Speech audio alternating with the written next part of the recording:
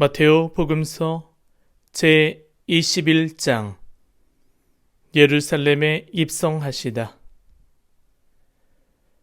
그들이 예루살렘에 가까이 이르러 올리브산 베파게에 다다랐을 때 예수님께서 제자 둘을 보내며 말씀하셨다. 너희 맞은쪽 동네로 가거라.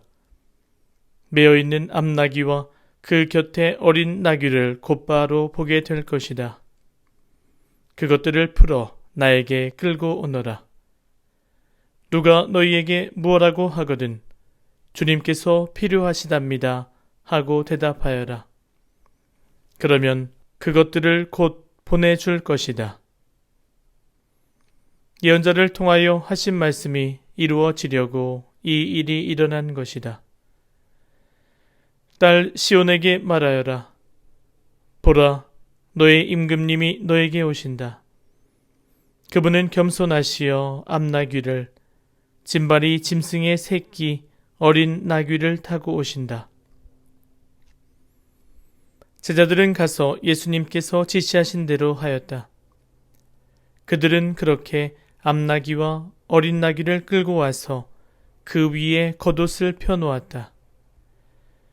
예수님께서 그 위에 앉으시자 수많은 군중이 자기들의 겉옷을 길에 깔았다.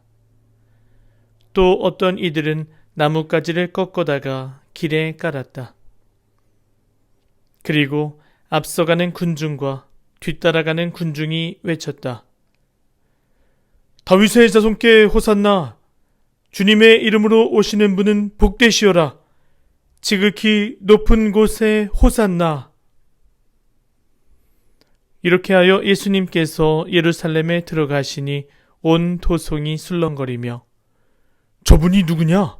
하고 물었다. 그러자 군중이 저분은 갈릴레아 나자렛 출신 예언자 예수님이시요 하고 대답하였다. 성전을 정화하시다. 예수님께서는 성전에 들어가시어 그곳에서 사고팔고 하는 자들을 모두 쫓아내시고 환전상들의 탁자와 비둘기 장수들의 의자를 둘러 엎으셨다. 그리고 그들에게 말씀하셨다. 너희 집은 기도의 집이라 불릴 것이다 라고 기록되어 있다. 그런데 너희는 이곳을 강도들의 소굴로 만드는구나. 그때 성전에서 눈먼 이들과 절름거리는 이들이 다가오자 예수님께서는 그들을 고쳐주셨다.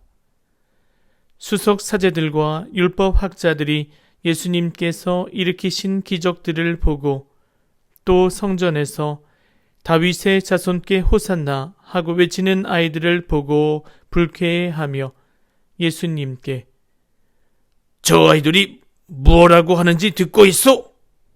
하였다. 예수님께서 그들에게 말씀하셨다. 그렇다. 당신께서는 아기들과 젖먹이들의 입에서 찬양이 나오게 하셨습니다. 라는 말씀을 너희는 읽어본 적이 없느냐? 예수님께서는 그들을 두고 성을 나와 베타니아로 가시어 그곳에서 밤을 지내셨다. 무화과 나무를 저주하시다. 예수님께서는 새벽에 성 안으로 되돌아가실 때에 시장하셨다. 마침 길가에 있는 무화과 나무 한 그루를 보시고 가까이 가셨다. 그러나 잎사귀 밖에는 달리 아무것도 보이지 않았으므로 그 나무를 향하여 말씀하셨다. 이제부터 너는 영원히 열매 맺는 일이 없을 것이다. 그러자 나무가 즉시 말라버렸다. 제자들이 그것을 보고 놀라서 어째서 무화과 나무가 즉시 말라버렸습니까? 하고 물었다. 예수님께서 그들에게 대답하셨다. 내가 진실로 너희에게 말한다. 너희가 믿음을 가지고 의심하지 않으면 이 무화과 나무에 일어난 일을 할 수 있을 뿐만 아니라 이 산더러 들려서 저 바다에 빠져라 하여도 그대로 이루어질 것이다. 그리고 너희가 기도할 때에 믿고 청하는 것은 무엇이든지 다 받을 것이다. 예수님의 고난을 문제 삼다. 예수님께서 성전에 가서 가르치고 계실 때 수석 사제들과 백성의 원로들이 예수님께 다가와 말하였다. 당신은 무슨 권한으로 이런 일을 하는 것이요? 그리고 누가 당신에게 이런 권한을 주었소? 그러자 예수님께서 말씀하셨다.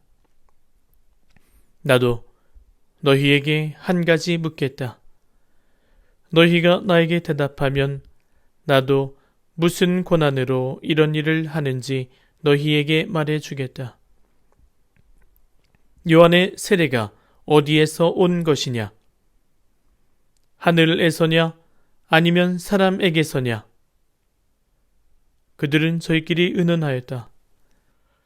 하늘에서 왔다 하면 어찌하여 그를 믿지 않았느냐 하고 우리에게 말할 것이요.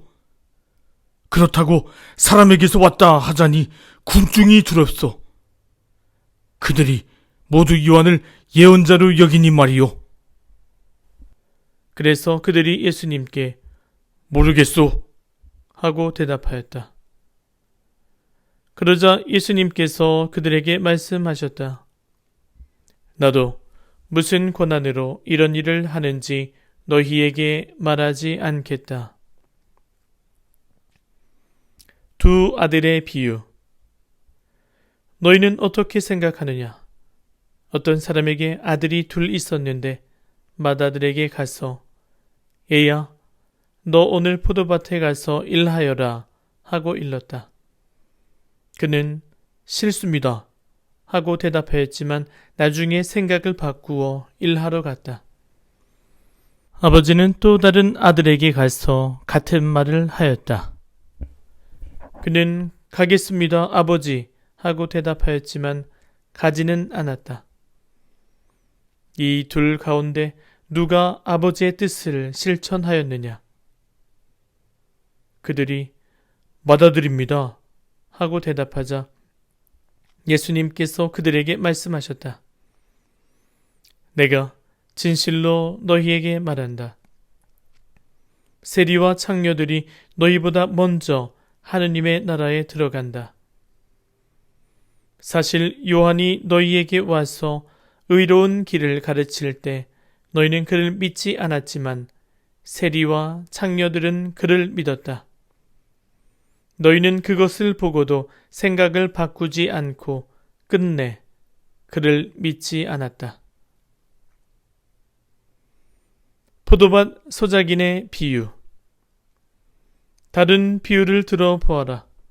어떤 밭 임자가 포도밭을 일구어 울타리를 둘러치고 포도확을 파고 탑을 세웠다. 그리고 소작인들에게 내주고 멀리 떠났다. 포도철이 가까워지자 그는 자기 몫의 소출을 받아오라고 소장이들에게 종들을 보냈다.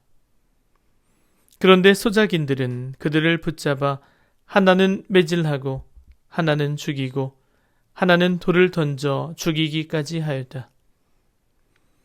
주인이 다시 처음보다 더 많은 종을 보냈지만 소작인들은 그들에게도 같은 짓을 하였다.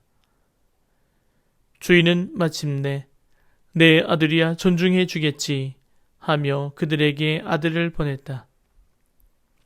그러나 소작인들은 아들을 보자 저자가 상속자다. 자, 저자를 죽여버리고 우리가 그의 상속 재산을 차지하자 하고 저희끼리 말하면서 그를 붙잡아 포도밭 밖으로 던져 죽여버렸다. 그러니 포도밭 주인이 와서 그 소작인들을 어떻게 하겠느냐? 그렇게 악한 자들은 가차없이 없애버리고 제때에 소출을 바치는 다른 소작인들에게 포도밭을 내줄 것입니다. 하고 그들이 대답하자 예수님께서 그들에게 말씀하셨다. 너희는 성경에서 이 말씀을 읽어본 적이 없느냐?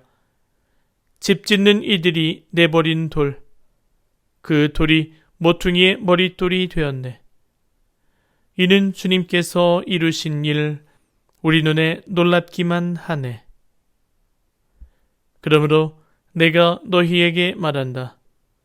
하느님께서는 너희에게서 하느님의 나라를 빼앗아 그 소출을 내는 민족에게 주실 것이다.